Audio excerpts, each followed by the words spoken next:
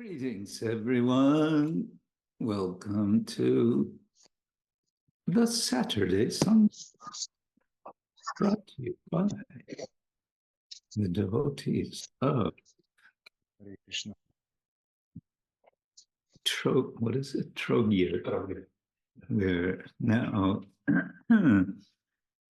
in a place called Trogir, which is near to Split. It's an island just off the main coast. Beautiful place, the house of Naveen Krishna and his good wife, Krishna Bhakti. And I just got here a couple of hours ago, and we just set everything up. All right. Just had a big meal. Nice meal. Okay. Om Jnana-timirandasya Jnananjana Shalakaya Chakshura-militam yena. Oh, can you get my phone from here? I will need this for something. Jnananjana Shalakaya Chakshura-militam yena tasmai śrī-gurave namaha. Shri Chaitanya Manobhishtam Stapitam Yena Bhutale Swayam Rupa Kadamahyam Tadati Svapadantikam Andeham Shri Guru Shri Yutta Padakamalam Shri Gurun Vaishnavangscha Shri Rupam Sagrajatam Sahagana Raganatam Vitam Tam Sajivam Sadvaitam Sabadutam Parijana Sahitam Krishna Chaitanya Devam Shri Radha Krishna Padam.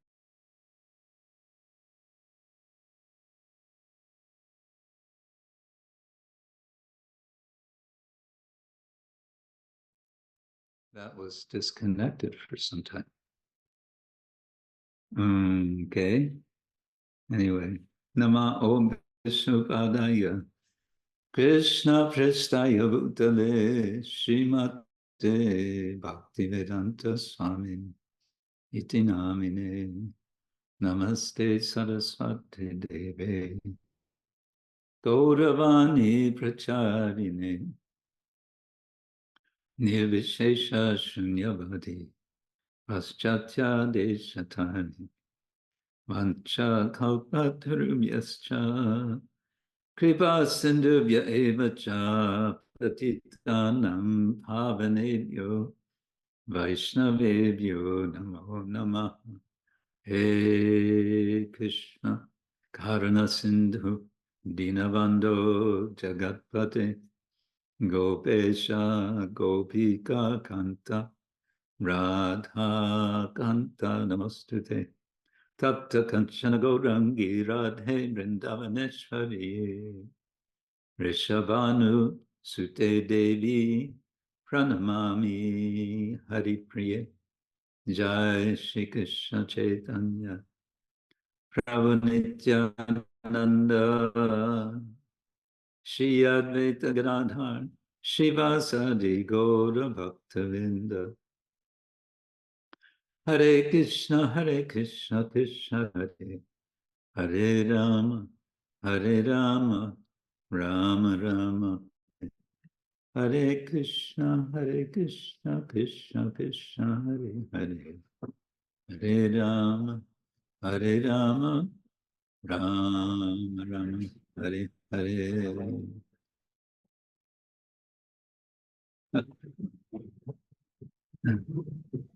We're in a very nice place, and because it's the material world, there's always some fault, right? So it's a beautiful place. We have beautiful view from back. There's a swimming pool here. There's amazing chirping birds behind. And because it's the material world, it's exactly under the flight pattern for the flights coming in from wherever, coming into Split Airport. But it's the material world. Anyway, just to explain, if you hear some sound at some point, like, that's what that is. All right. So, Narottama Thakur, we have a song. And before we have today's song, we have last week's song, which was Gaurāńga-nishta Arebai Bhajamor Gaurāńga-charana Nabhajiya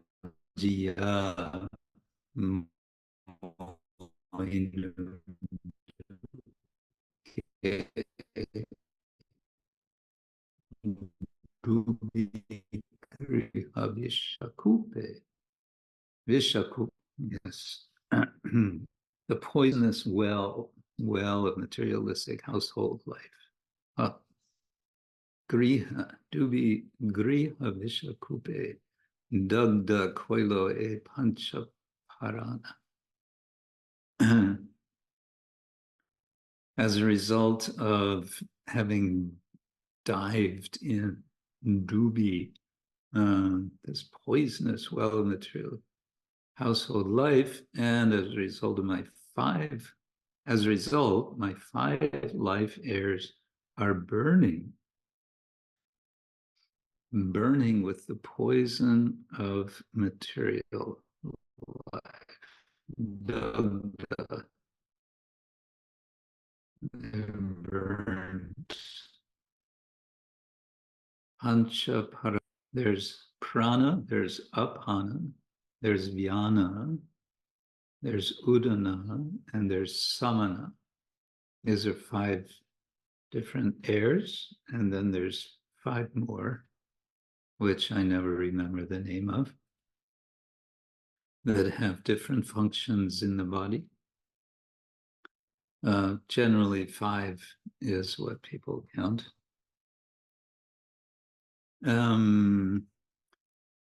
Okay, here comes another plane.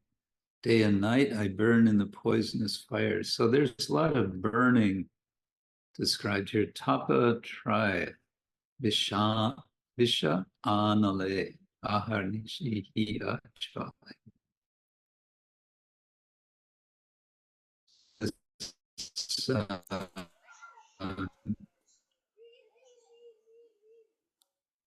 Yeah, we have also the image of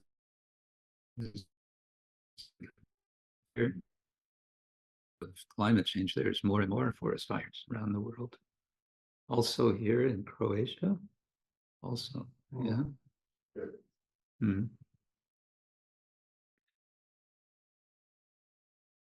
So material life is compared to forest fire. It's out of control, basically. So what's the solution? Heno gura doyamoe chari shab lajo boy. Give all fear and shyness. Boy is fear, and take shelter of merciful Lord Gauranga, Gora doyamoe. Kai mane lohare sharana.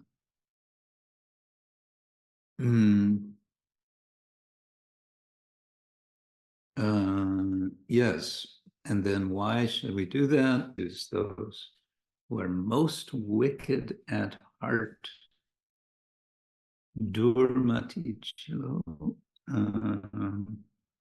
targora udharilo. Udharilo means he has raised up. And therefore, he's known as Patita-pavana, the savior of the fallen. If you place Lord Gauranga, the Brahmana king of dancers, Dvija Nataraje, within your heart,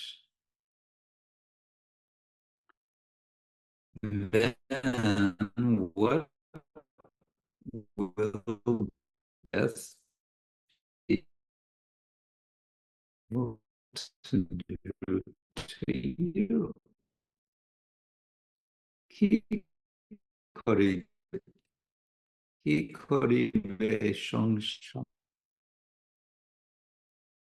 Sanga or Sam will not become his devotee. Oh yeah, this was a nice line.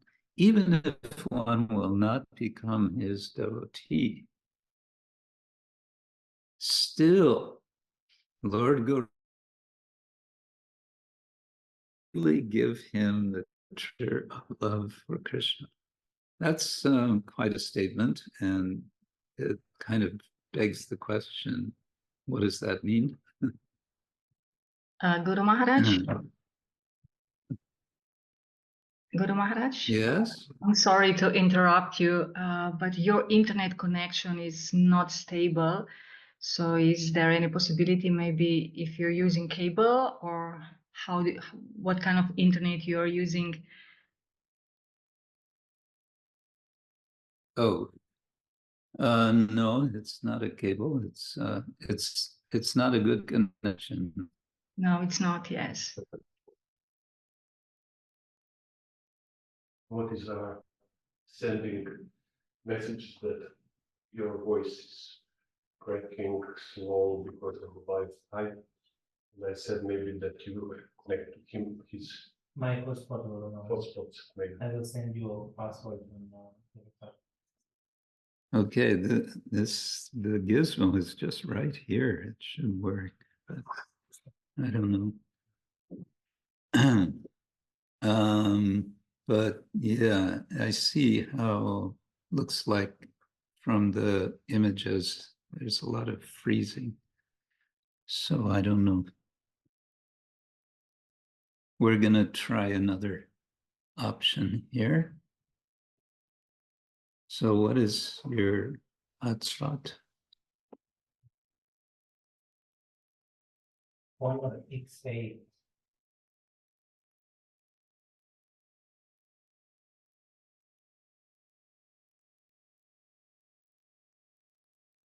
Honor X8, okay. And what's the code? I can type. Just speak it to me. And I will. T you have to say small, big. small. Okay. Let's. Okay.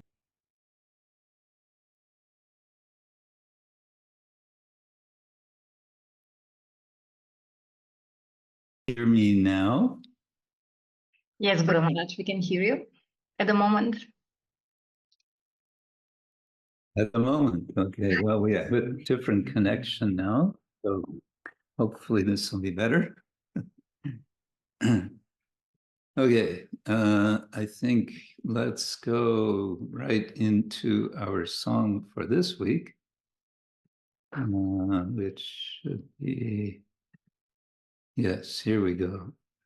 A famous song, at least among the Gaudiya Vaishnavas. It is called Gaurangera Duti Pada Sabarana śrī-gaud Mahima, song number 1. Narottama Das Thakura, Prarthana, language Bengali. Gaurangera Duti Pada Jara Dhana sampada. Jāne bhakati-rasa-sār. Gaurangera madhura-līlā jar karne praveshila. Hriday nirmala bhelo tar. Anyone who has accepted the 2 lotus feet of Lord Chaitanya can understand the true essence of devotional service. If one is captivated by the pleasing pastimes of Lord Chaitanya, the dirty things in his heart will all become cleansed. So, Duti pada means the 2 feet.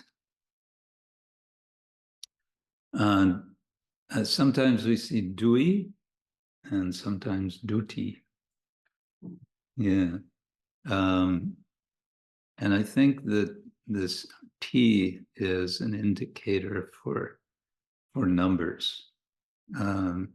Anyway, so the 2 feet of Gauranga, Gaurangera, jar of whom, dhana, the wealth, sampada. Sampada, I should know that word, but I'm not sure. Say jāne, bhakati-rasa-sār. So it's jar and say, relative, correlative. That person, jāne, knows what to know. What does he know? She knows bhakati-rasa-sār, the sara, the essence of rasa, of bhakti.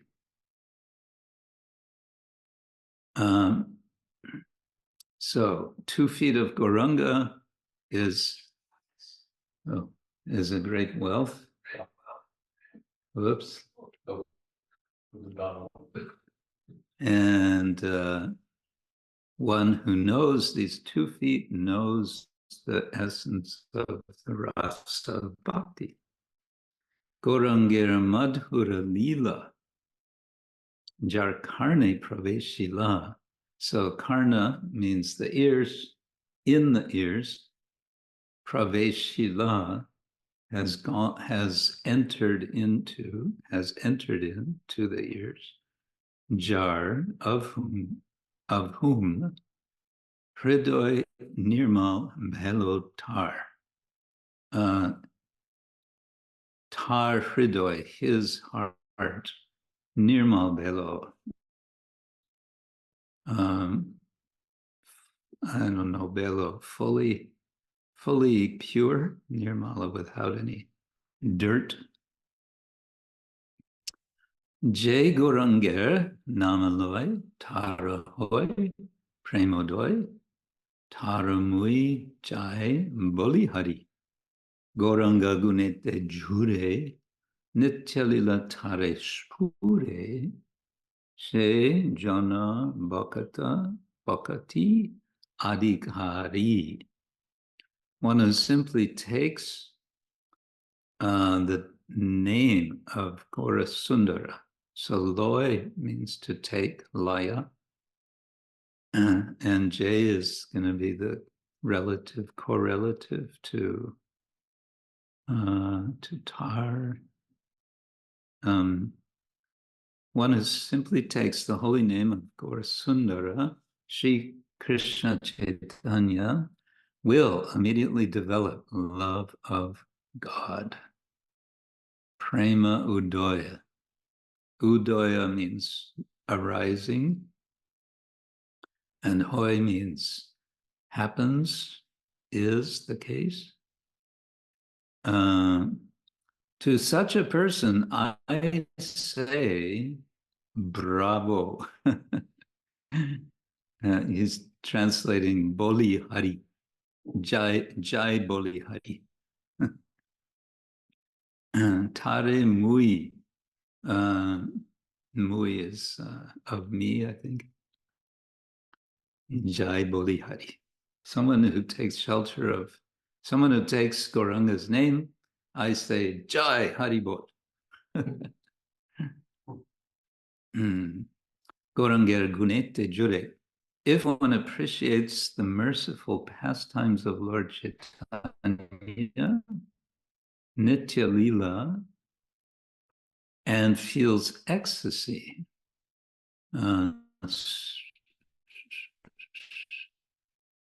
spure, I think.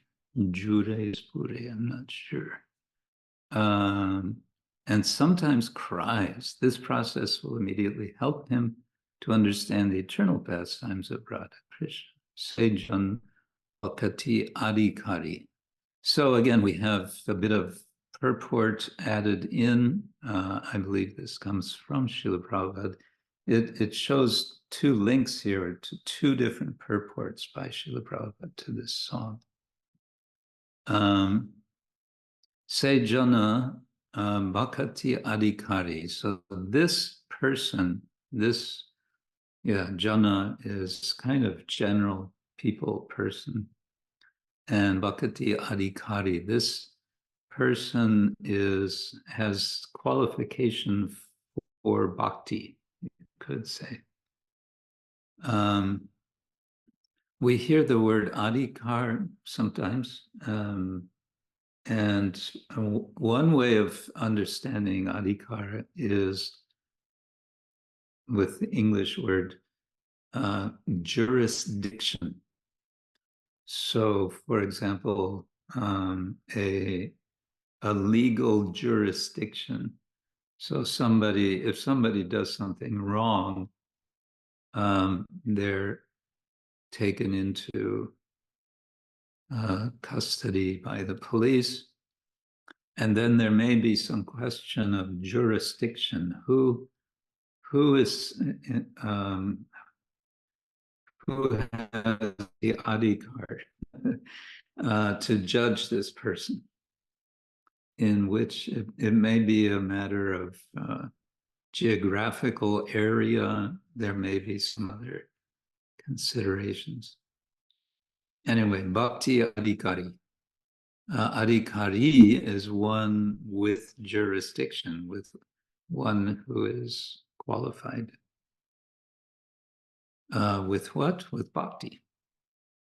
Sańgi-gan nitya-siddha kori mane śrī-gaud brajendra-suta-pāś.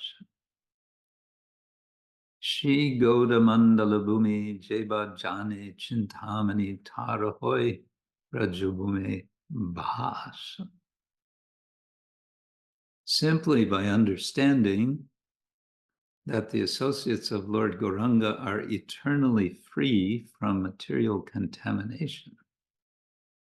Nitya-siddha kori mane. So mane is having regard, considering, understanding, and kori is koriya, the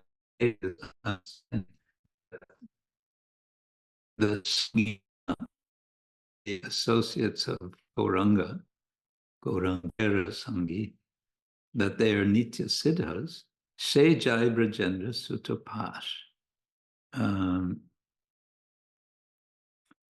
One can immediately be promoted to the transcendental abode of Lord Krishna, brajendra-suta-pāś. Pasha, I think it could mean proximity, but I'm not sure. śrī-gaud mandala-bhūmi, if one simply understands that the land of Navadvip is not different from Vrindavan, then he actually lives in Vrindavan. So śrī-gaud mandala-bhūmi jāne. Jāne is to understand, in understanding chintamani. It is chintamani. Tarahoi brajendra-bhūme bhāsa. He becomes a resident bhāsa of braja-bhūme. And finally, gaura-prema-rasārn she tarange jeba dube she rādhā-mādhava-antarańga. Kriheva vanete take ha gauranga bole dake Narottama mage taro sanga. If one says,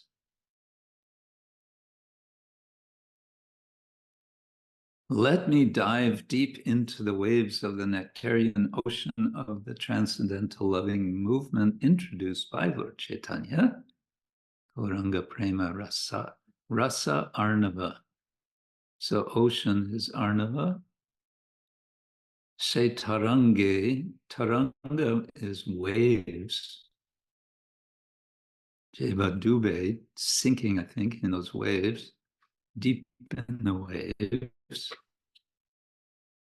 Then say rādhā-mādhava-antarańga. He immediately becomes antaranga, an interior limb, you could say, of Radha-Madhava, an associate, a confidential devotee. Griheva bonete take, ha gaurāńga bole dake.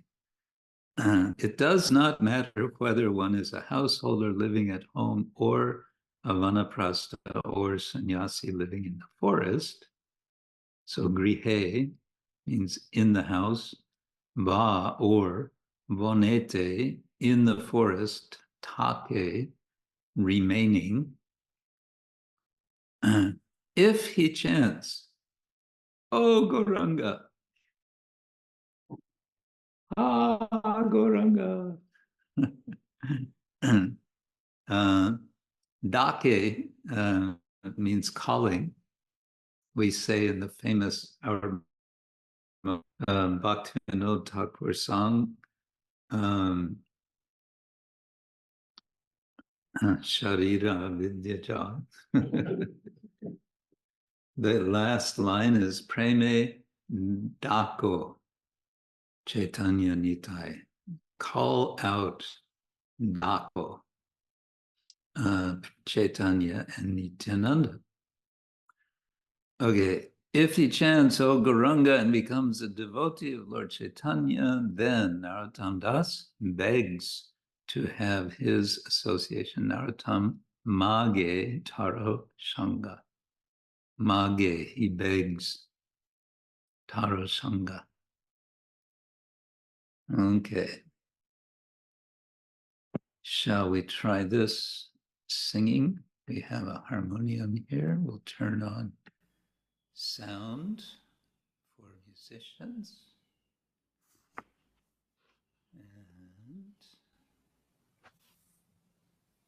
And okay.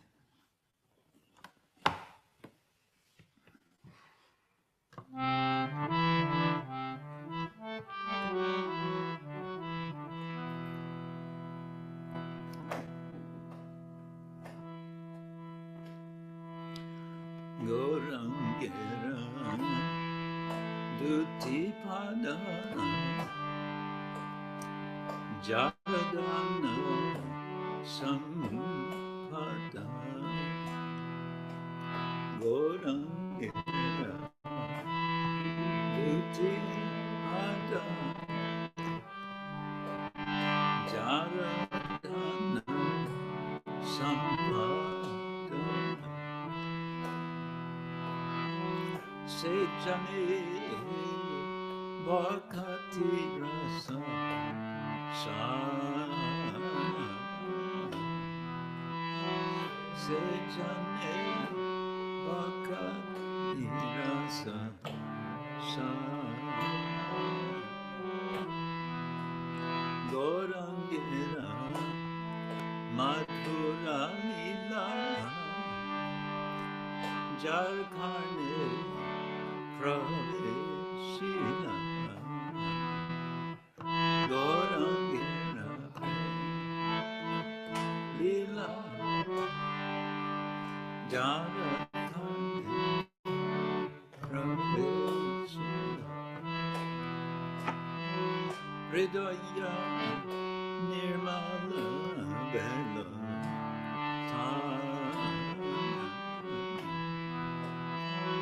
hridaya nirmala bela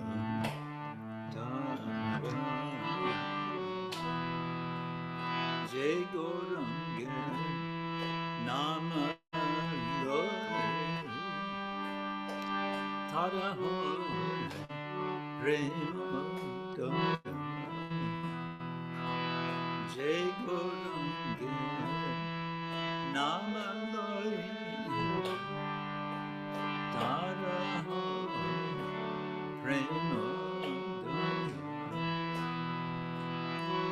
Taramoi Jai Boli Hari Taramoi Jai Boli Hari Gaurāńga-gunete jure nitya-līlā Thare spure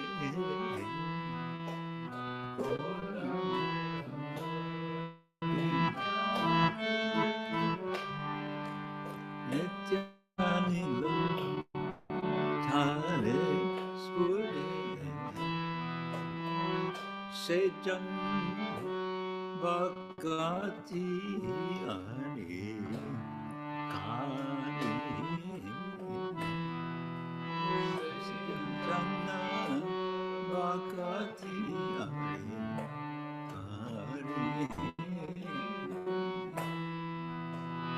Gaurangera sańgi-gan nitya-līlā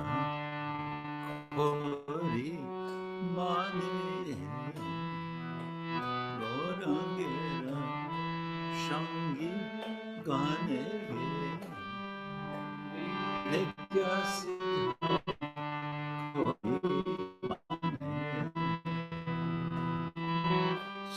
jāne brajendra-suta-pāś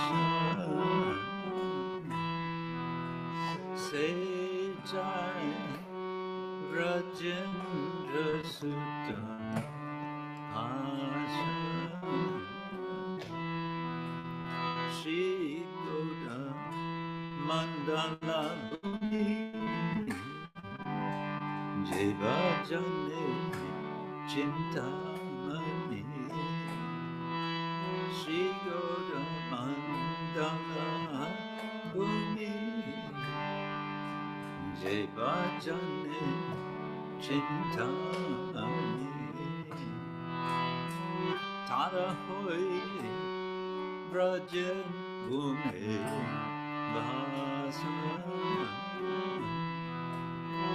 Tara hoy braja-bhūme Dasa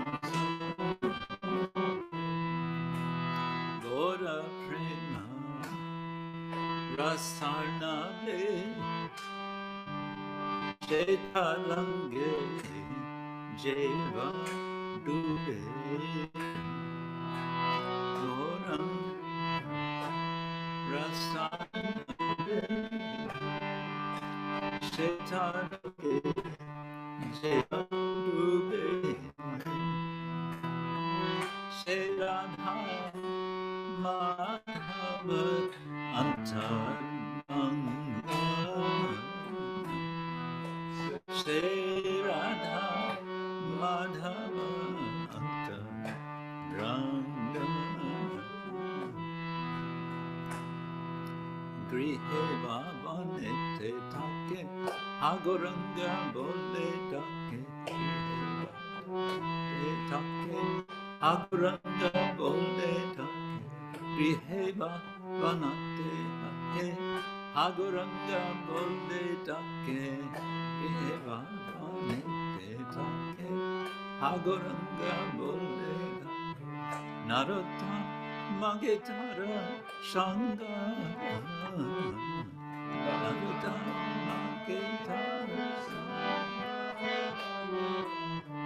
Narottama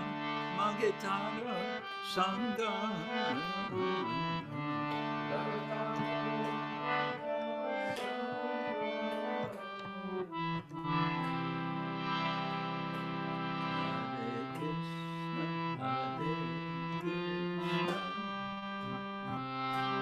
Krishna Krishna Hare Hare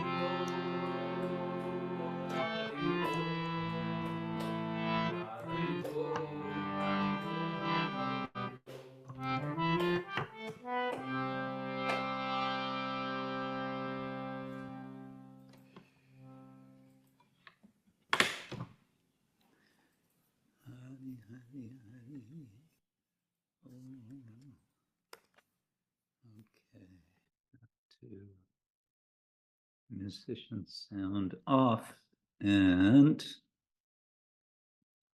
continuing Narottama Das Thakur's adventures. And now he's in Vrindavan, and he has met his future spiritual master. Well, he considers him his spiritual master. He's begging him for initiation, and Lokanath is saying,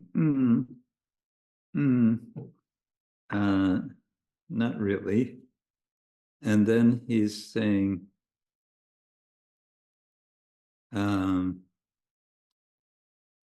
he's taken a vow. Where are we here?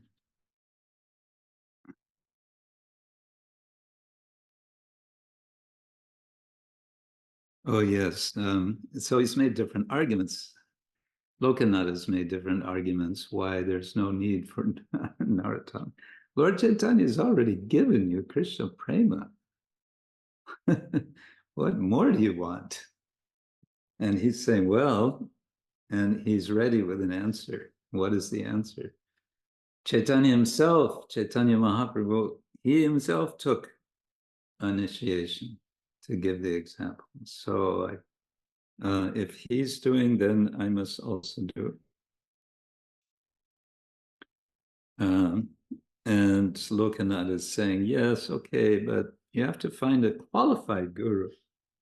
And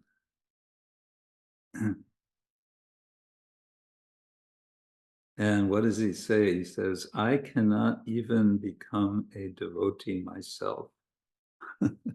So how can I help you? Ooh.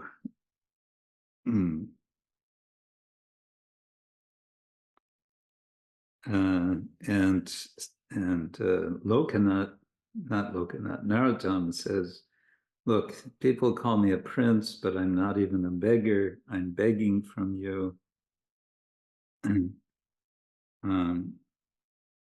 I am like a ship without a rudder.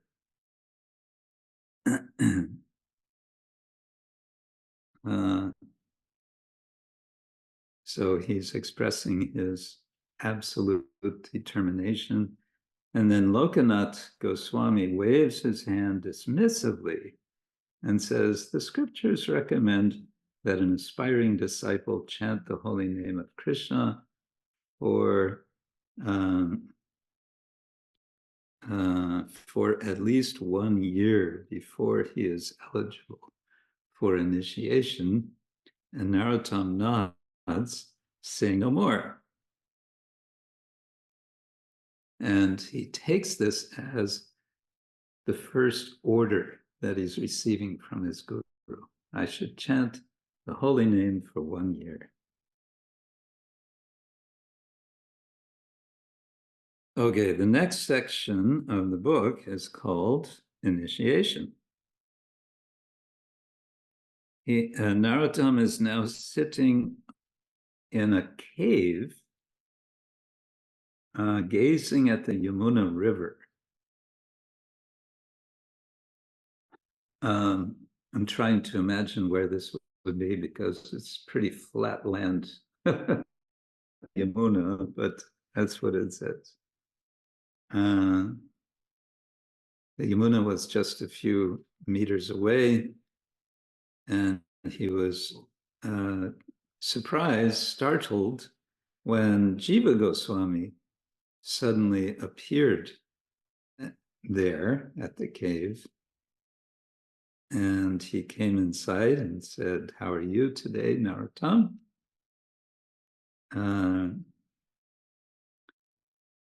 And he says, you seem to be recovering well from when we first met you. When you first came, we saw you at the courtyard of Govindaji temple, and you were not in good condition. So it looks like now you're recovering. That's very good.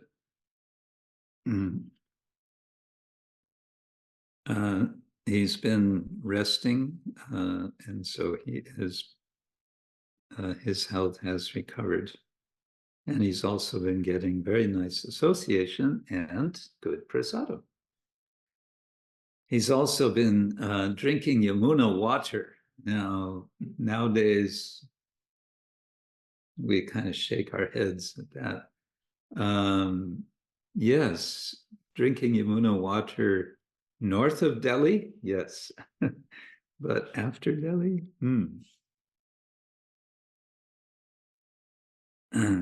So Narottama says, yes, by your grace, I feel much stronger. And the blisters on my feet are almost gone. Blisters. But you look sad, Jiva Goswami says. What is it, Narottama? What's bothering you? Narottama says, my body has healed, but my heart is aching. I cannot stop thinking of Sri Lokanath Goswami. Somehow I must get his shelter. Can you help me?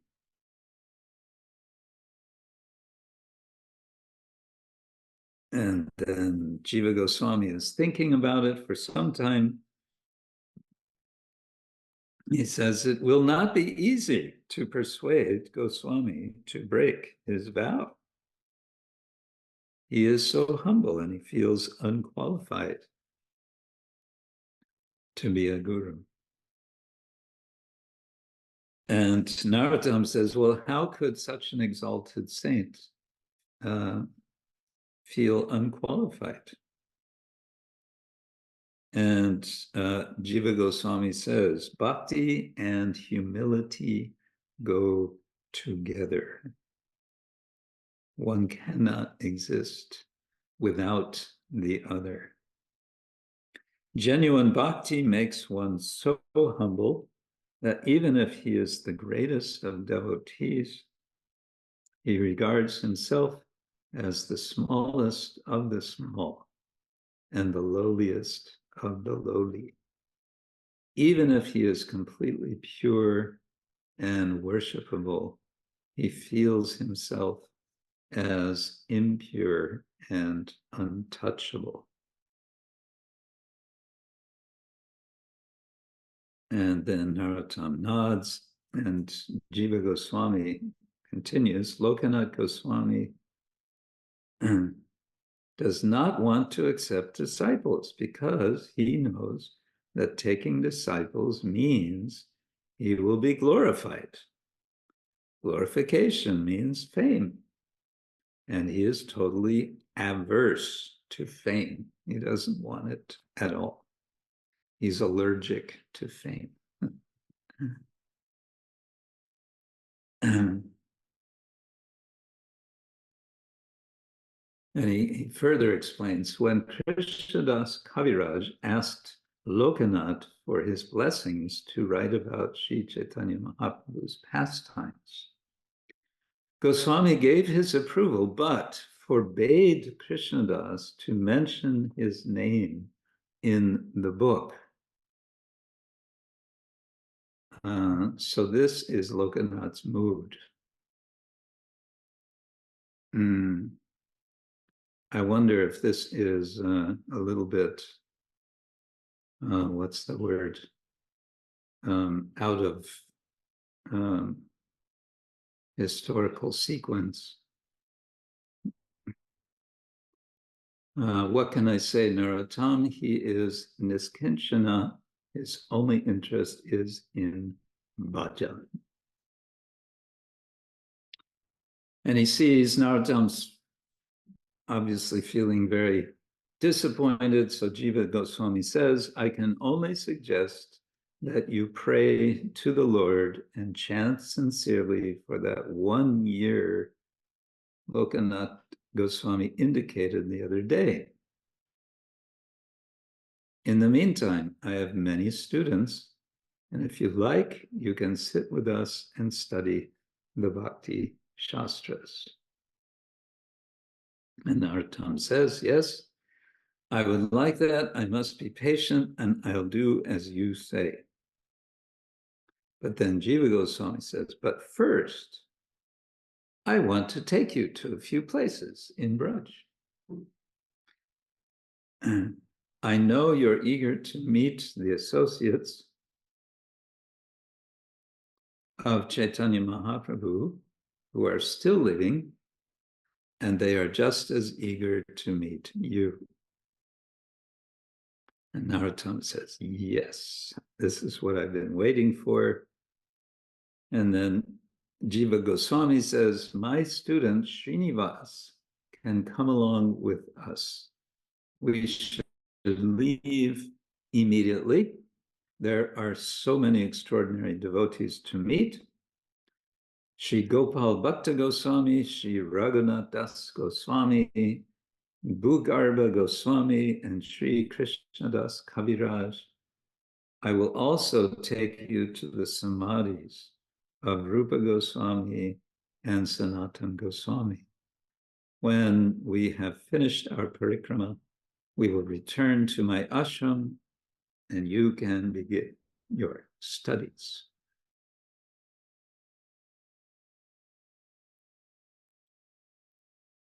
Srila Narottama Das Thakura ki jai, Srila Jiva Goswami ki jai, Srila Lokanath Das Goswami ki jai. Hare Krishna. So, welcome everyone. Nice to see you all on this nice summer day. Now, Thank you so much. check one thing.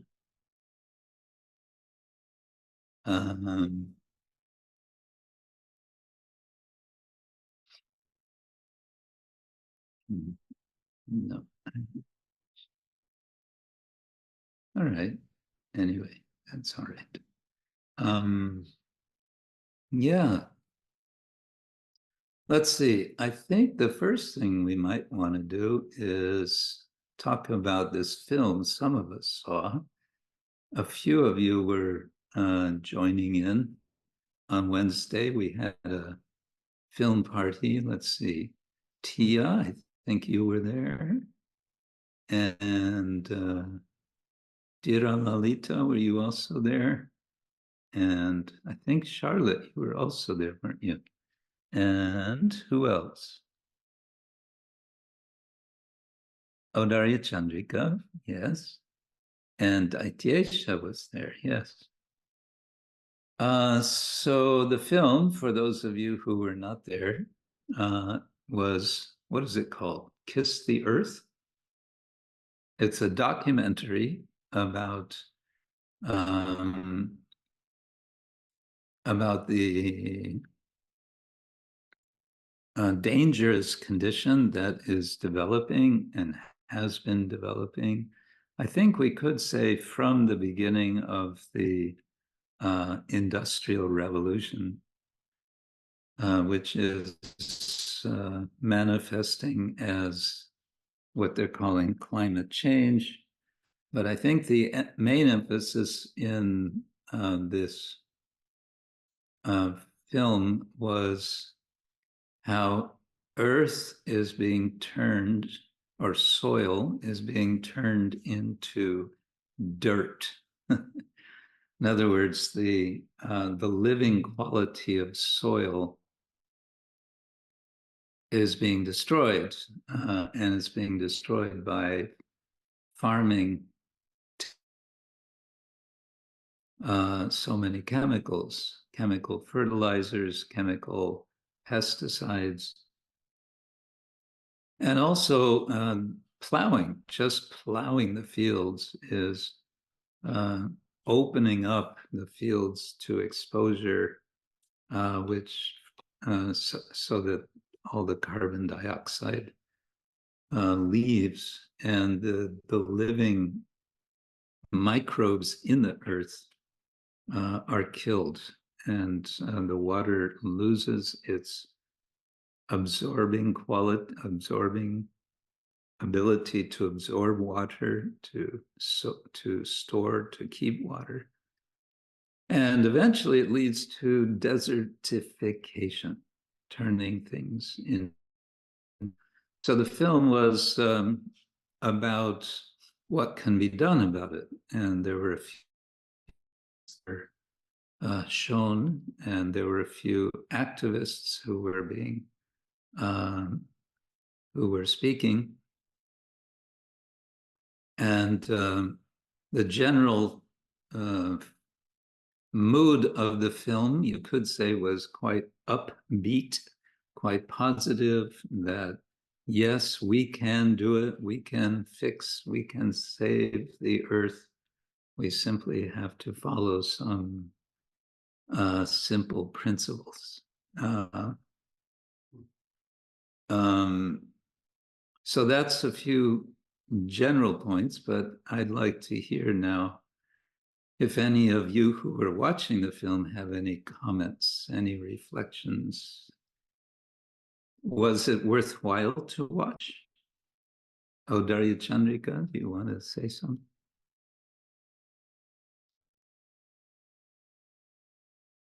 Hare Krishna, Guru Maharaj, Hare Krishna, God brothers and sisters and all devotees. Yeah, I was really enjoying the film, the documentary, because I get to see what is actually happening in the world. I like it because it was, like you said, it was really focused more on solutions than the problems. Of course, they present the problems, but they were more, it was more about the solution.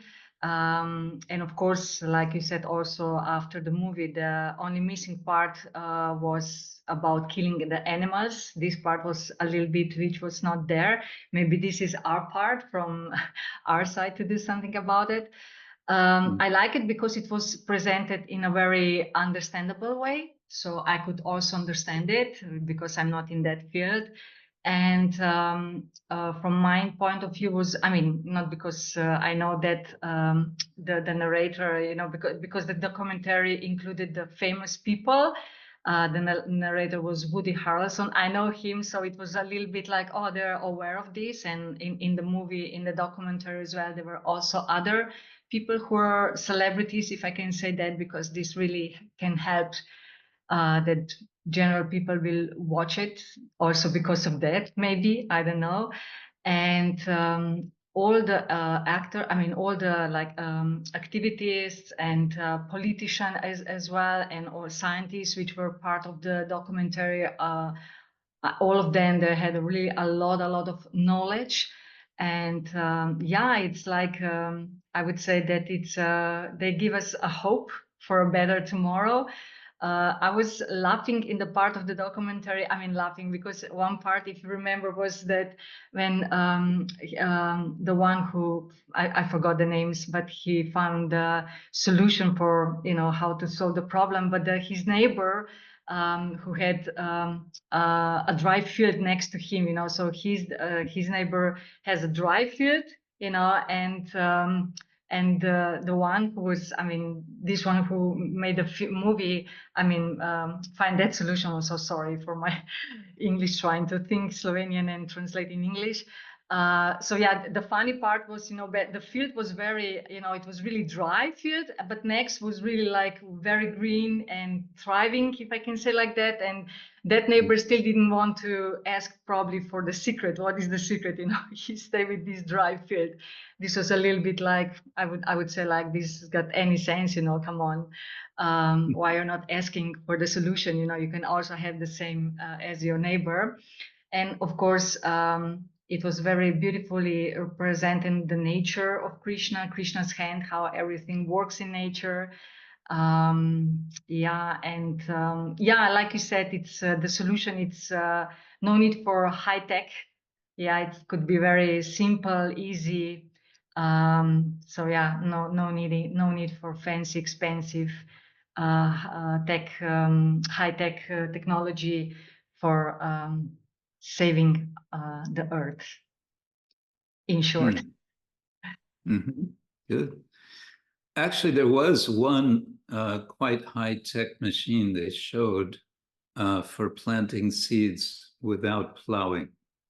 You may remember it. There was one kind of later in the film. They showed this machine. It looked quite expensive. It's I don't know what they call that. It's kind of a recent development where they I think that it's like it cuts into the earth, and instead of turning the earth around like this, it just cuts in like this and drops seeds straight in where those but it looked like a very sophisticated and probably very expensive machine. Yeah, you're right. I remember that now. Yes. Yeah, you're right. But yeah, still very nice. Thank you, Guru Maharaj, for inviting us in to have a movie night for this topic. Yeah, we may do more such things. Gandhini was quite happy to consider doing more, educational films that are somehow relevant for us. I'm not in that sampradaya which says that devotees should not watch any films. There are some in that sampradaya, but I'm not. There are some good films. In this case, it's educational. It gets us thinking. It gets us reflecting on some of the realities which are there. Who else? Daitesha, do you want to say something? Well, yes, Hare Krishna, everybody. Indeed, I didn't know how to address to this, but I'm concerned about, for example, the whole Amazonia, the whole zone there that is bigger than many countries. No, you're concerned about, say that again more clearly. Yeah, the Amazon. Oh, the Amazon In Brazil, Yeah, yeah. And well, I'm concerned about it because it was very valuable for the whole. I mean, the whole world is kind of agrees that there's a very valuable zone in order to keep many species of not only flora but fauna. I mean, animals and plants and everything. Mm. But kind of, I don't know if I'm being too naive or what, but if you have a poor neighbor that has a nice garden that is not cultivated, is wild, and you want him to keep it so, to keep it like it is, and not till it, not work on it. I mean, there is some arrangement should be done because he's losing money every year. I mean, if you do not work the zone for, because everybody understands that it is important, okay, but some arrangement should be done. I mean, it's a poor country, Brazil, and has a big zone that is of interest for the whole world. If he cannot work it, I mean, if Brazil is not supposed to work on it, I mean, some arrangement should be done. Yeah. That's why maybe I'm being naive, or maybe there's some lack of understanding from my part, because for me it's obvious that if you are a poor neighbor of mine and I'm interested, and many of us are interested, that you keep the zone of your garden without touching, of course you're losing every year. And of course you should be helped somehow. Yeah. It's I mean, Brazil is, you know, the people who try to protest against the, you know, forest clearing and so on in Brazil have been known to disappear. Yes. I mean, yeah, it's that. Well, that's the point. So that's serious. yeah, it's good for us. I think that we are responsible in one way. I mean, at least internally deciding how things should arrange, because I mean, we are part of it. And I think that internally we should kind of decide and clear our zones in order to, I mean, to make a better arrangement for everybody. I mean, just that, it was not mentioned, but it's just something that is knocking at my door, at least internally. I'm concerned. Well, I'm not that far, I admit. Thank you. Yeah. Yes, we're all implicated. Yeah, that's what I mean. Dear Lalita, comments?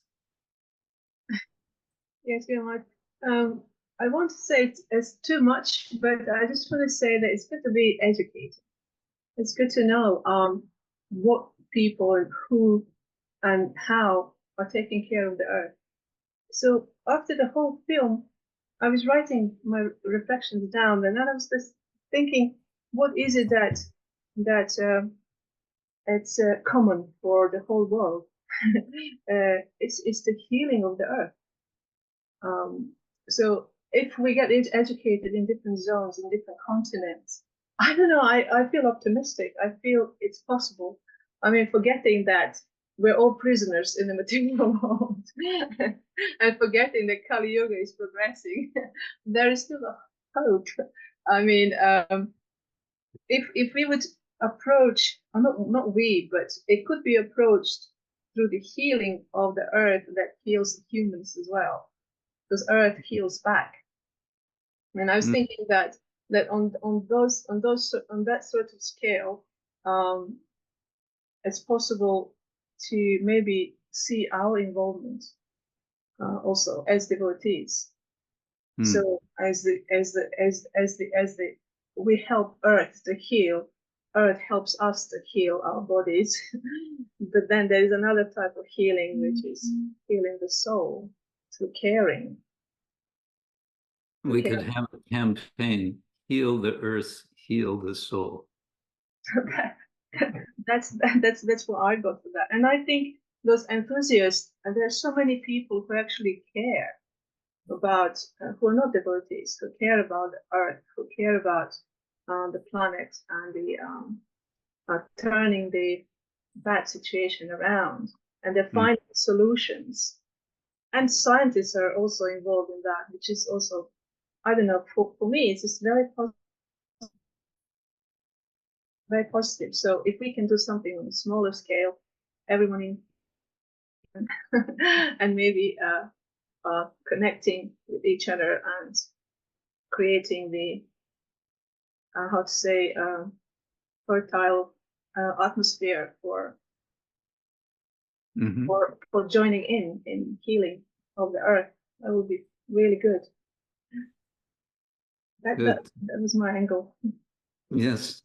At the end, after we watched the film, we had brief discussion, and Hridayananda Goswami was also there. He was watching, and he made the point that we, the devotees, have what he called the moral high ground.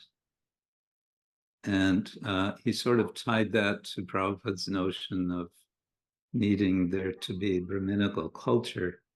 So he said, if we could just take this seriously of being Brahmins and leading the way, then because we have the moral high ground in terms of how we live in the world, we could be leading in a significant way for this healing process. Anyway, good. Thank you. Thank you. Boma Vrindavan, comments. Hare Krishna, Dandavats Guru Maharaj. So yeah, I watched the documentary. It does have a positive aspect, but my question is, how do we transfer this knowledge to poor communities? Like there was this guy who at the beginning of the movie who was going to farm communities and teaching the farmers. Imagine what kind of pushback he had at the beginning. I mean, farmers can be very right. I bet they were saying like, "Who are you to teach us how to farm?" And we did this our whole life, and then there's this guy who's telling us about. I was kind of thinking that also, and it's actually quite a bit more complicated than it was presented in the film. Just in terms, I read a book about farms in America. These farmers who have very large farms, the situation is such with, well, it was kind of mentioned in the film, I think. They have what are called subsidies, that they get money for growing certain things, especially corn and soy. But also there's a major issue is taxation. In order to pay their taxes, they have to grow, whatever sells in large quantity. And what sells is these, what do you call them? Not consumer. For feeding the livestock. Yeah, most of it is for feeding animals, The whole system is such that it's, even a farmer may want to change, he may not be able to. And I remember when I was in Argentina some years ago, we had a program, and one young man came up afterward. I guess I was talking about cows. And he said, I have a ranch in Uruguay, and I have cows. And the only way I can maintain this ranch and pay the taxes is I have to kill the cows. He said, I don't know how, I don't want to kill them, but I can't maintain it otherwise. I don't know what to do. So Right. these things are also there. Yeah, Argentina and Uruguay, one of the biggest exporters of the beef. Yeah. But it's nice to see that some of the farmers, like that guy at the end who was growing crops through all his land, Yeah. and showing the example his neighbor, Yeah. what his farms looks and and then that guy's farm looks. And also it's really interesting when they took the cows for grazing, like how they put them in different parts of the land, and Yeah. how that land regrows, even in Africa where the land was so desolate. Or the one example in China, how in 10 years or something like that, how like the whole environment changed and the land regenerated, Yeah. just by changing few things. But that's like in the documentary, as you mentioned, there must be like huge amount of energy in pursuing the government, official government, the local government, to do these things. And as I mentioned, the poor countries who are dependent of the richer countries. That is the other problem that we have to somehow solve. It's the thing that was not brought out in the film is that climate change, as some scholars have pointed out, is what's called a wicked problem. And by that, it's a technical term. A wicked problem is one that it's not solved by any simple method. They have you can look it up on Wikipedia. What is a wicked problem? It's a problem that's really complicated. Anyway, thank you. That's good points. Charlotte. Hare Krishna, Guru Maharaj. Oh. Yeah, I made some reflections after the film. And it kind of struck me really personally as well, perhaps in a different way, because I think sitting here in the home counties in the UK, it's really easy not to think about people whose homes are in trouble through these problems, who have immediate issues with it. But for me, the theme was about reinvigoration and of the substance, and the soil being the substance. And afterwards, I felt the point was made that as devotees with Krishna conscious knowledge, how are we going to respond to that information? Because it's actually the mentality. And I thought of examples in the scripture where there are personalities who have good knowledge and they know how to preach, but they still go on to oppress the truth because they're not really working in alignment with Krishna. So I felt without the right mentality, then the propensity is going to remain. And when I was thinking about this, I was coming across examples where Srila Prabhupada is saying, he gives the example from the Bible, what is the actual profit to a man if he has the world, but he loses his own soul in the process. Because when I was watching the film, as it was good and good people were doing things, but as it went on, I had a concern that knowledge was being taken and it was going to be used purely for profit, for different agendas or isms. Said it wasn't to do anything with religion. So, and the cow was still being used as profit. And actually the person who was going on to instruct his neighbors still mentioned that he was, it was kind of brushed over a little bit, but he was mentioned pork and beef and things like that. So I began to wonder what kind of teacher is doing the preaching there. So, and if it struck me that if that mentality doesn't change, then there will be war again, and then everything gets polluted again. So you have soil that you can't even use if you don't fix the fundamental problem. So with this, I had this feeling that God just doesn't feature in it. And what good does that do Mother Earth, actually? Because devotees want everyone to engage in the yajna, and the Sankirtan is the yajna. So it's about the culture.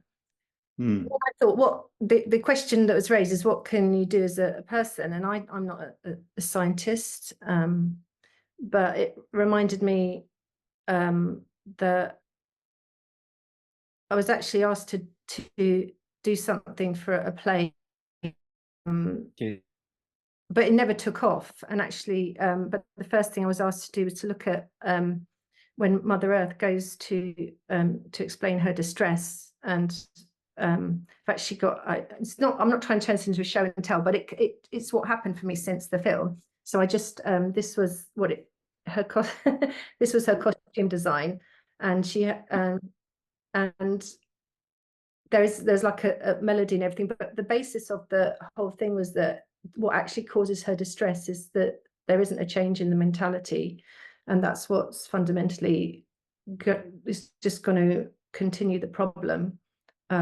without Krishna consciousness. So I just thought, what the question placed as a debate, what can you do?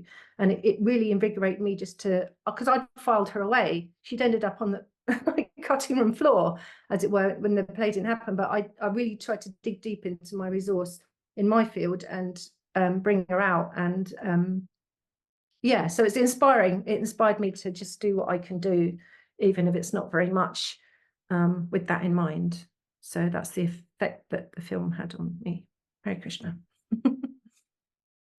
Very nice. Well, don't give up. You can still you can still do something with your talents that can speak the voice of Mother Earth, I would think. And yeah, to the point of the film not having any kind of really spiritual dimension, again, Hridayana Maharaj made that point. He said, historically, people are moved to change their lives by religion. And he also pointed out that surveys show that the vast majority of people, for the vast majority of people, environment, climate change, all of that, it's not high on their list of concerns. He said it's number 18 in some list. You know, people don't, it's like, yeah, okay, so what? You know, so what if the world's becoming a desert? As long as I can go to the supermarket and buy my food. So his point was that religion is actually what moves people. And so we have to give them that old-time religion, as the saying goes. Good. Okay, thank you. Vrindapati, you have written that you didn't watch the film, but you mentioned Vandana Shiva. Yes, she's been a very powerful activist, I know. And she, as you said, has been especially engaged on the political side of this. And she's been, I think, confronting, you know, the big ag industry in various ways. Do you know some more specifics about that? It's been a while since I read anything from her. Yeah, actually,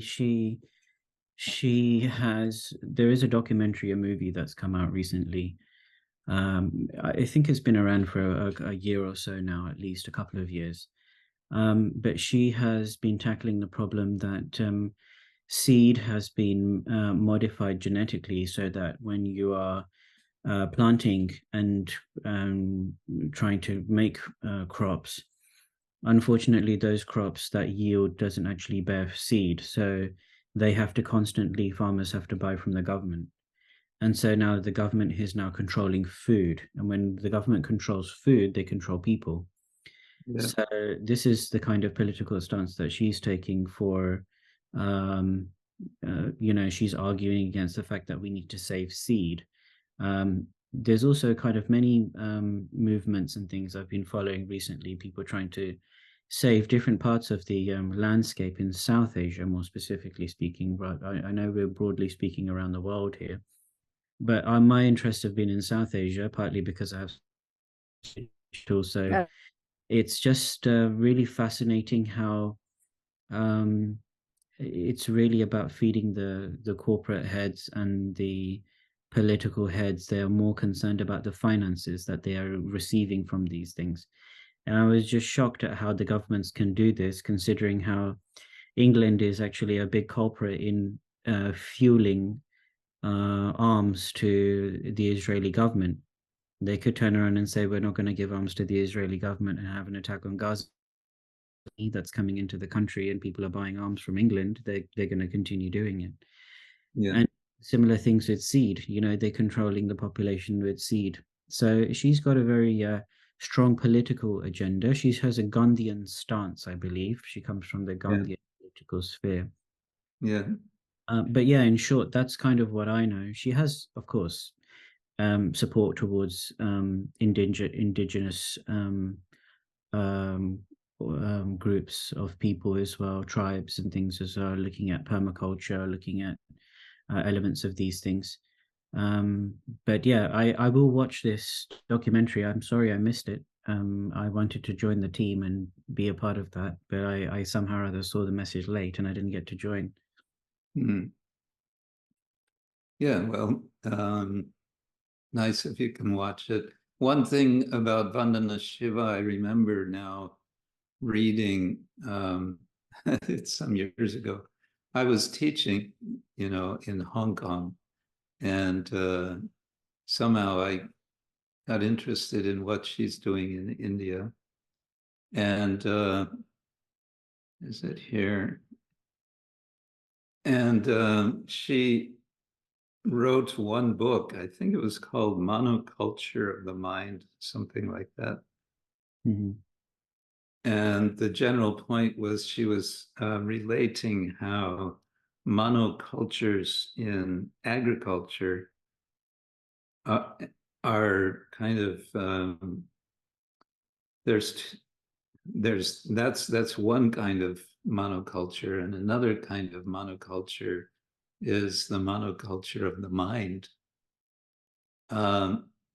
So it's a very unhealthy condition that our culture has become a kind of monoculture where everyone thinks in sort of oversimplified terms and cannot relate with sort of nuanced or,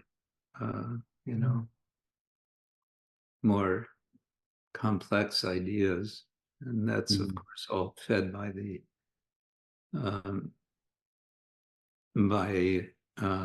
social media and so on. Anyway, just thinking of that, I wanted to also, you mentioned permaculture. You know about prema-culture? I have a feeling you're going to tell us about this. Well, I was just looking, I thought I had a website open, but I don't know where it is now.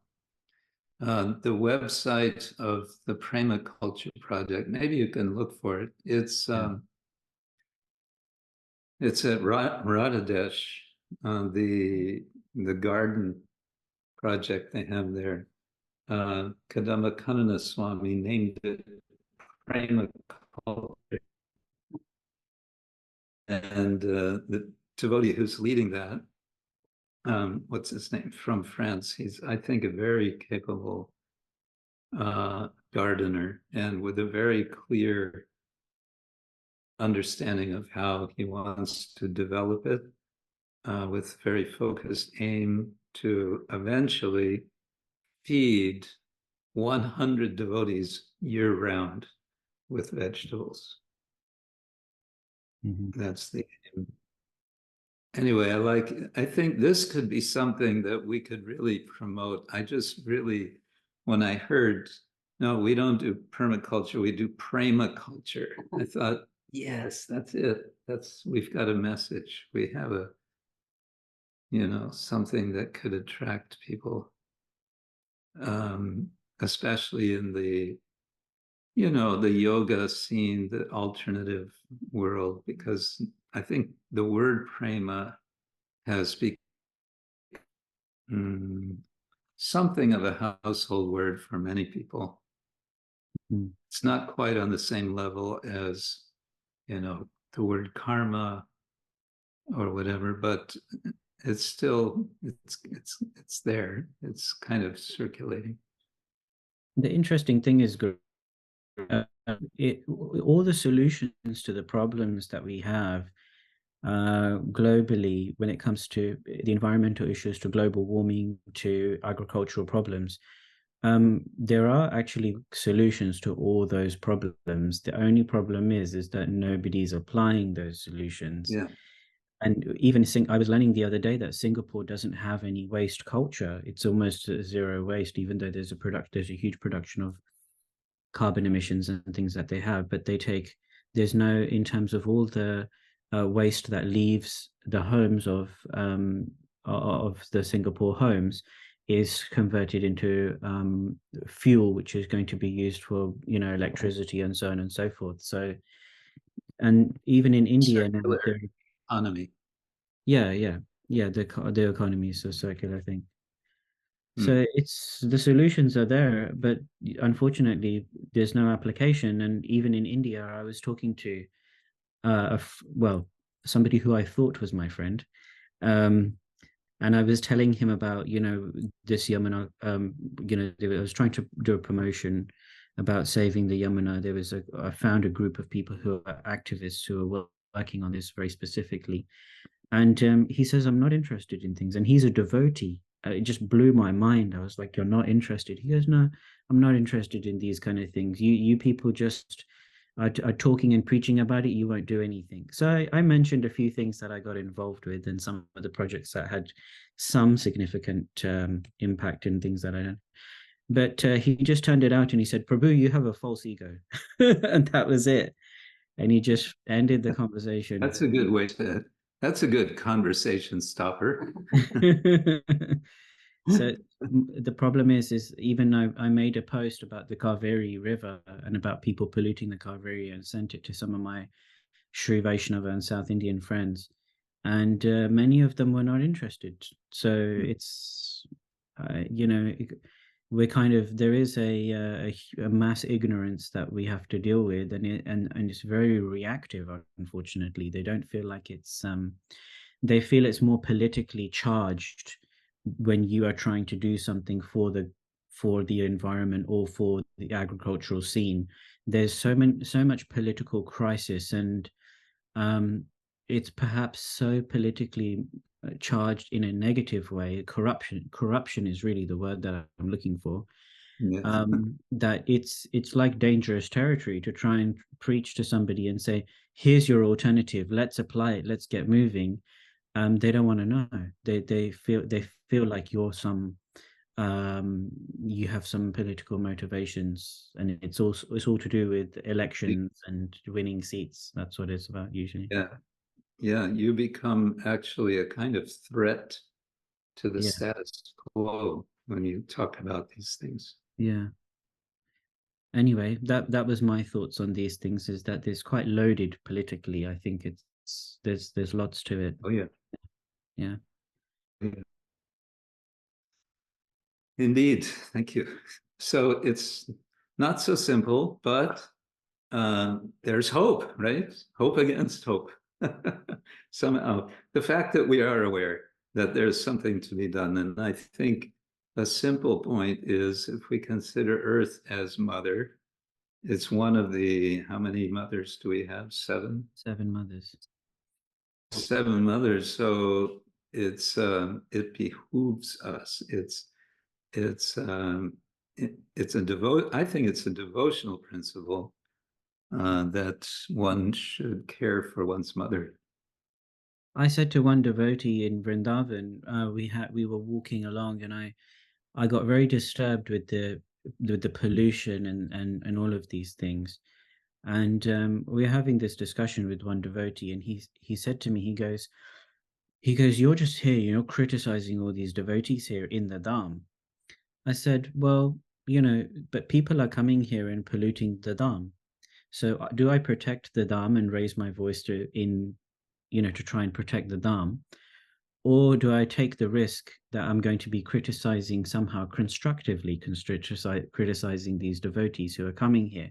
What risk should I take? And so I kind of said to him, I'm willing to take that risk of giving constructive criticism to devotees for harming the Dham, which is then no longer going to be there, if it's going to disappear very quickly if we can continue. And so I just finally, we argued back and forth about, and I just said to him one thing: it doesn't matter, I may never ever win this war against the injustice to the holy Dham and to the environment or the climate, but I feel it's the right thing to do, and I will continue to fight it until I can't fight it anymore, until I die, basically. So that was my stance, really. Anyways. I had a conversation a couple of years ago with Shivatsa Goswami of the Radharaman temple, and he's been quite active, especially about conservation of the holy Dham, in such a way that apparently some politicians in Mathura were feeling threatened by him somehow. So someone sent to Shivatsa Goswami a couple of men to speak with him, basically threatening his life. Basically saying, if you go on in this way, you could disappear. Kind of like that. Yeah. And Shivatsa Goswami told me, he just laughed. And he said, you want to kill me? That'll be my perfection, to leave, to be killed in the holy Dham. Yeah. So they kind of immediately got the point, and they just got up and left. Yeah. I was shocked that there was a tree in Vrindavan recently when I went in December. It must have been about 600 or 700 years old, this tree. I'm pretty sure that tree saw Chaitanya Mahaprabhu and some other devotees, all these great saints, because it was so old, this tree. And it was the main road that goes from the Krishna Balaram temple all the way into Vrindavan. You see these really old, very big trees either side of the road. It happened to be like one of those trees, but slightly on the right-hand side. So if you're facing in that direction going into Vrindavan, it was one road at Balaji Ashram on the right-hand side. It was in the complex of some this courtyard or some building, very old tree, at least 600 to 700 years old. And I saw them within 2 days raise the entire tree to the ground, completely cut the whole tree down, and nothing. Nobody said anything. The oldest, one of the oldest trees in Vrindavan that was left, one of the very few. And all the devotees were just standing there and just shocked, speechless, couldn't do anything about this tree. And nobody cares. There's nothing like that. So I had a conversation with Dinabandhu Prabhu, And he said to me the same thing. He said, I try to do a lot of things, planting trees and things around Vrindakunde, and try to do conservation things. I was very outspoken for many years. And one day somebody pulled me aside and said, look, you know, if you want to maintain your visa and stay here in India and do things, then just shut up, basically. Wow. So yeah, it's shocking what we have to do. But since my only thoughts on that would be that since India and other people look to the West for solutions, maybe if, you know, places in the West, you know, take on board some of these ideas like prema culture and things like that, that maybe that might then start to be emulated in superimposed in different parts of South Asia.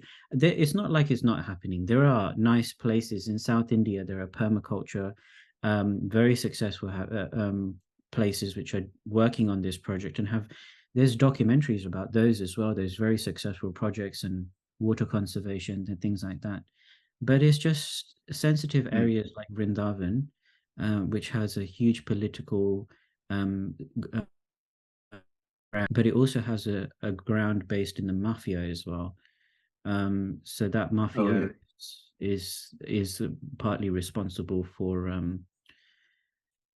the lack of progress in Vrindavan and other places like that, which interestingly, as we all know, some of you have been there back in the 90s and in the 80s, was huge agricultural land. Like so much agriculture was happening in just outside the Krishna Balaram temple for miles and miles, just lots of agricultural land, but then, and Yamuna all the way around, but you don't see it anymore. It's just, you know, recycling capitalism of the earth and trying to make money on top of each other is one of those things. These things are going on. Yeah. Okay, thank you. Thank you. And I'm just now thinking maybe it's time for some Chaitanya Charitamrita. I see the comment from Krishna Ragini, yes, 6 years, and then the 7th is the Shabbatic year. I don't know. We do see fields left, we say in English, left fallow for a year. I do think that's done to some extent, but maybe not as much as it needs to be. Divyambara, you are here. I thought you're busy teaching. Jai Guru Maharaj, Hare Krishna, everybody. Today is New York Ratha Yatra Day. Oh, okay. We have a lot of guests coming in and out all day. Yeah, my class starts at 10 o'clock, yes. So thank you. I really appreciate this conversation. As I wrote to you recently, and thank you so much for your kind reply. And so I've been watching several documentaries on this topic and taking notes and ideas, but I'm just wondering, for us as devotees, who most of us are kind of disconnected from the land, how scared and concerned should we be for the environmental crisis that's obviously happening? And when you mentioned Hridayananda Maharaj's comment about, you know, we add a spiritual perspective, but practically most of devotees are not really engaged in serving the land or like that. So yeah, I know we shouldn't be paranoid, but how do we express our concerns more actively? Well, I'm just thinking that we can just be talking about it, and that can be something. And you're collecting information. That's good also, to have, you know, solid information to speak to people. They come to be aware. Oh, these Hare Krishnas, they know something. and they are aware. It's just that we also really need to have projects that we can show people, because you can talk, as we say in English, you can talk your head off, but it doesn't change anything. What we need is to show people. And so, of course, we have some projects, but I think we need a lot more. And I think they need to be much more economically viable. We need to show how it can work in real life, so to say. And that means also being really expert in monitoring these projects in statistical ways, really observing the inputs, the outputs, the whole, substance of what we're doing. Anyway, it's a big topic, but yes, should we be we shouldn't be paranoid. I don't think paranoia is a good, healthy way of being, but I think it's good to be concerned and be praying to Krishna for guidance, what we can do practically. Yeah. Thank you. Okay, have a good teaching day and Ratha-yatra. Thank you. New York Ratha-yatra. I've never been. It's always a biggie. If you could show the notice the book, maybe. Yes. Yeah, I was going to do that. Prema Sarovara, you want to comment? Hare Krishna Guru Maharaj, please Hare accept my humble obeisances to your lotus feet. Hare. Okay. I have two things to report to you.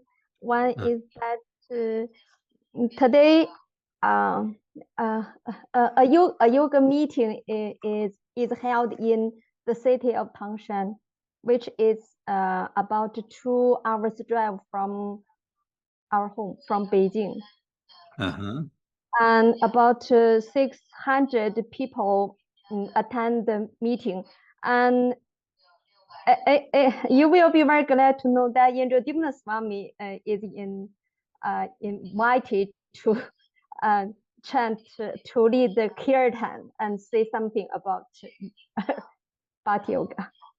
Oh, very good. He's there at that yes, event. Narottama Swami is here in Tangshan today. He's totally mystical. He's one moment in one part of the planet, and another time he's on another part of the planet. Yes. And the yoga meeting is held by the government. Oh, that's interesting. Yeah.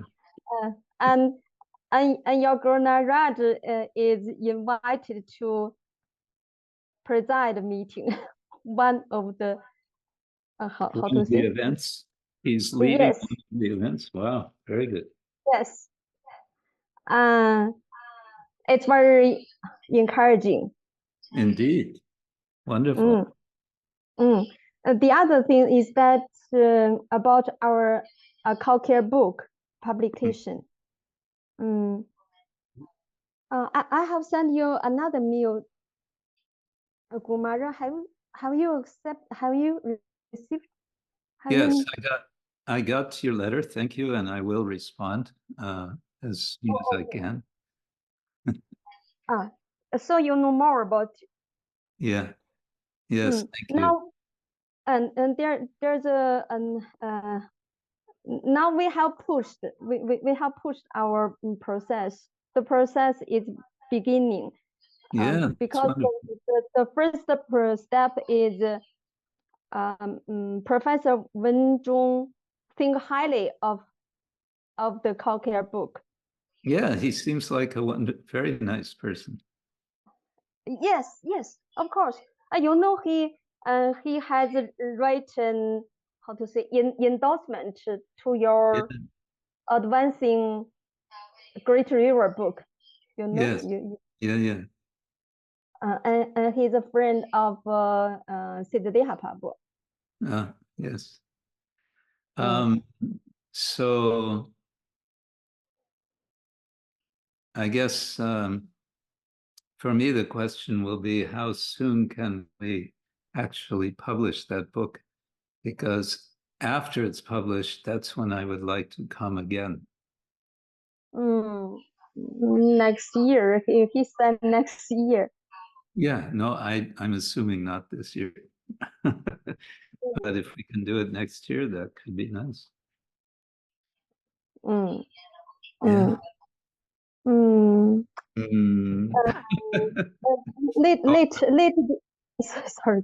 Late this afternoon, he sent me an application form. Let me fill in and Yeah. and Yes. I will. Yes. One step at a time. Yes. For example, the author, the contents. Yeah. Anyway, you don't have to go through the details now. Okay. Okay, Kumar. That's all for me to report. Thank you so much. Thank you. Okay. Thank you. Mahima has been translating the cow care book into Mandarin. That's no easy task, I would think.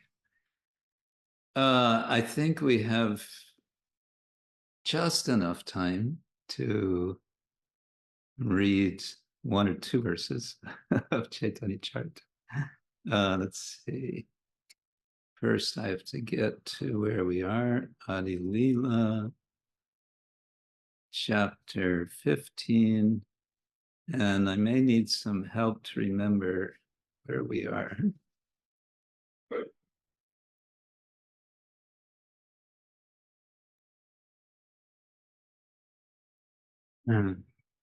Hey, Vishnurupa. Oh, he's thinking of getting married. Okay.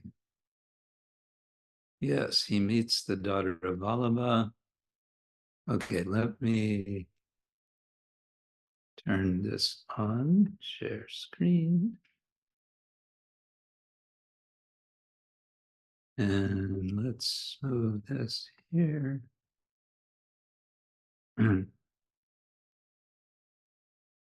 Okay, there's then the marriage arrangement. Oh yes, Vanamali Gatak arranged the marriage. Then Vrindavan Das has described this. Early age. Oh, we ended that chapter. Now I remember. Okay. Pastimes of the Lord in his childhood. Here we go. All right, chapter 16.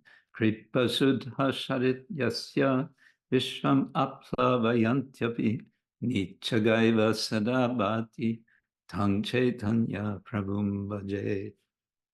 I worship Lord Sri Chaitanya Mahaprabhu, whose nectarian mercy flows like a great river, inundating the entire universe. Vishvam aplavayanti.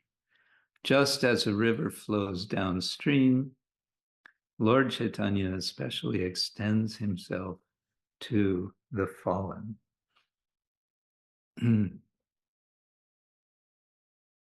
Kripa Shuddha, the nectar of mercy. Kripa Shuddha Sarit. So like a river of nectar, mercy nectar, inundating, aplavayanti. That's a kind of causative form. Okay. Prabhupada quotes Narottama Das Thakur.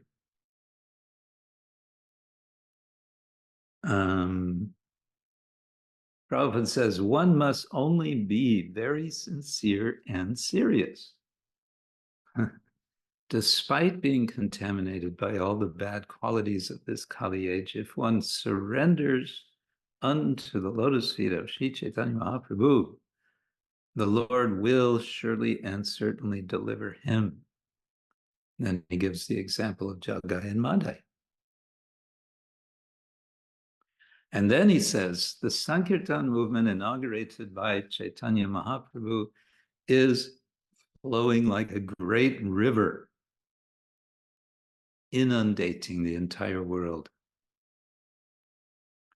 Oh, this is a very positive statement. And thus, the International Society for Krishna Consciousness is successfully claiming all fallen souls to free them from contamination. Wow.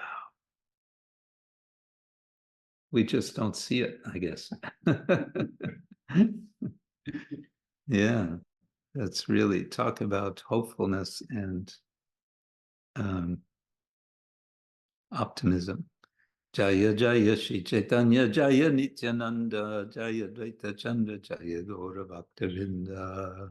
All glories to Lord Shri Krishna Chaitanya Mahaprabhu, all glories to Lord Nityananda, all glories to Advaita Chandra, and all glories to all the devotees of the Lord. Another Sanskrit verse, Jiyat Kaishava Chaitanyo Murti Matya Grihashramat Lakshmyar Chidor Tavad Devya Dishang Jayi Jayat Chalat. Long live Lord Chaitanya Mahaprabhu in his age. Both the goddess of fortune and the goddess of learning worshipped him. The goddess of learning, Saraswati, worshipped him in his victory over the scholar who had conquered all the world, and the goddess of fortune, Lakshmi, worshipped him at home. Since he is therefore the husband or lord of both goddesses, I offer my obeisance unto him. That's interesting.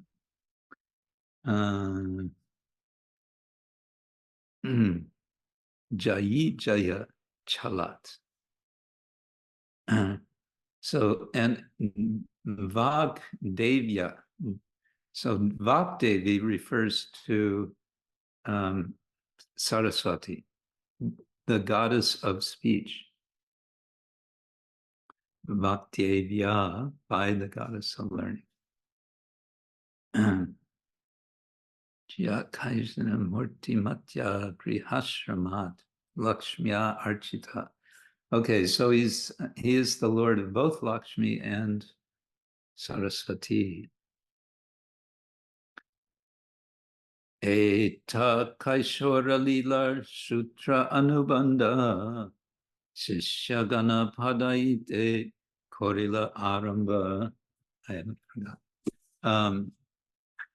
At the age of 11, Sri Chaitanya Mahaprabhu began to teach students. At the age of 11. This marks the beginning of his Kaishora age. Shishya-gana Padaite Korila Aramba.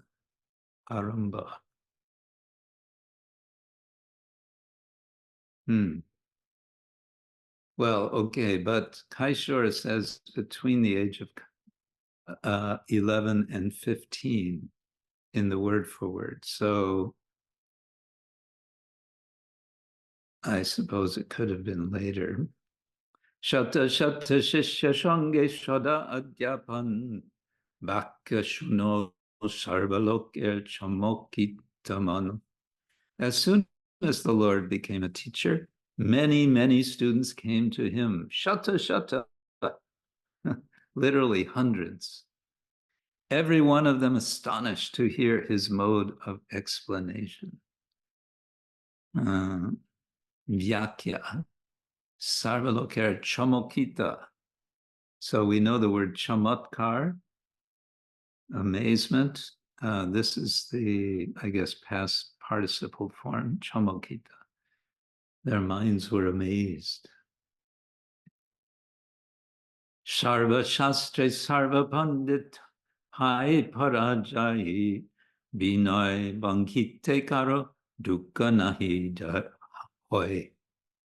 The Lord defeated all kinds of scholars in discourses about all the scriptures, yet because of his gentle behavior, none of them were unhappy. Sarva Pandit Pai Parajai Vinoy Bhangite. His gentle behavior. Dukkha nahi hoy. Nobody was unhappy. So we know one example of this. Well, it's going to be described. I think it's in the next chapter, but maybe it's this chapter. His meeting with Keshava Kashmiri. That Mahaprabhu was very gentle and humble with him, but also he was gentle and humble with Prakash. What do I want to say? Prakashananda. And of course, also with Sarvabhauma Bhattacharya. Yeah, in all these cases, he was always Binoy Bhangi.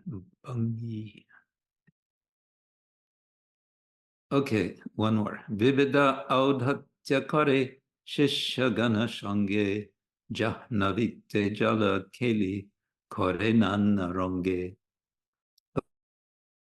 He performed various kinds of pranks in his sporting pastimes in the water of the Ganges. Okay.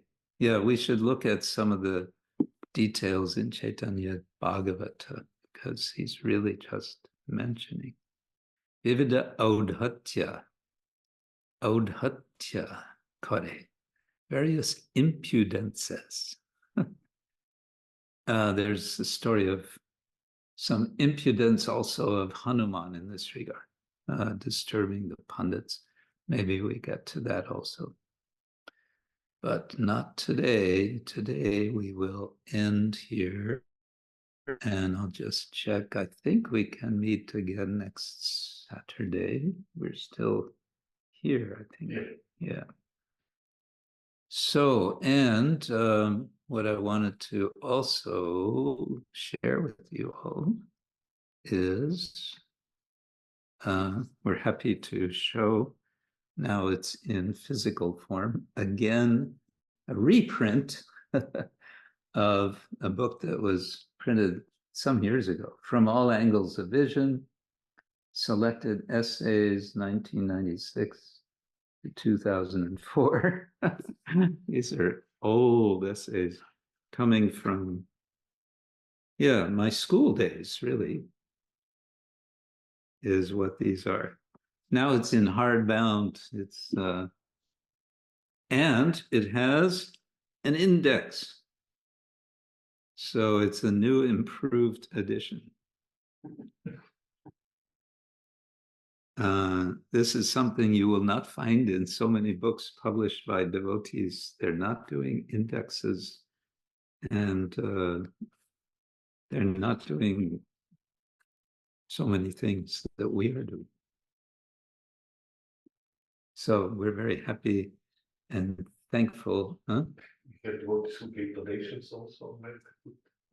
Oh, you put the list. Oh, our thanks, special thanks to. Oh, many devotees. Yes, Ronald Soar, Bernd and Ramona, Henko, Bhaktin Sandra, Lakshmi Devi, Leela Mai Radha, Bhaktin Florina, Yoga Narasingha, Arunodoy Shri. Wow, she gave a lot. Surya Kunda and Bhakti Jeshwant, also quite something. Our great gratitude to all of you for making it possible to have this book available again. And special thanks to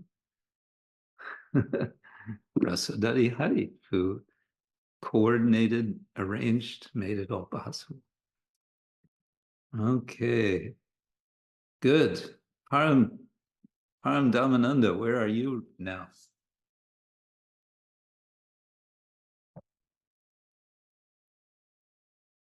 Hare Krishna. Haribol. Can you hear me? Hare Krishna, everybody. Thank you so much. I appeared in the Czech Republic. You appeared. You mystically descended into the Czech Republic. The forces of the universe, by Krishna's grace. Which is called Czechia now. Yeah. Okay. Czechia. Okay, good.